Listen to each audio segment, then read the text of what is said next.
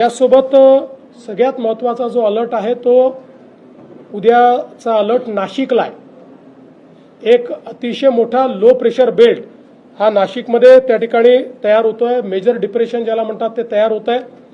या मेजर डिप्रेशनमुळे जो काही नाशिक आणि त्र्यंबकेश्वरचा मधला भाग आहे या भागामध्ये ढगफुटी उद्या संभावित आहे किंवा त्या प्रकारचे निर्देश आपल्याला प्राप्त झालेले आहेत।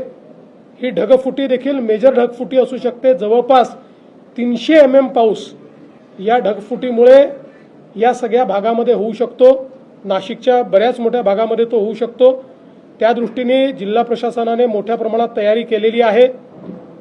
शाळांना सुट्टी देणं असेल किंवा जिथे पाणी साचू शकतं अशा भागात काम करणं असेल, नाशिक शहर असेल किंवा नाशिक जिल्हा असेल, जो ग्रामीणचा भाग आहे तो भाग असेल, या ठिकाणी वेगवेगळ्या प्रकारे अशा प्रकारच्या क्लाउड ब्रस्टमुळे जी परिस्थिती येऊ शकते त्याचं अँटिसिपेशन करून बऱ्याचशा उपाययोजना त्या ठिकाणी करण्यात आलेल्या आहेत।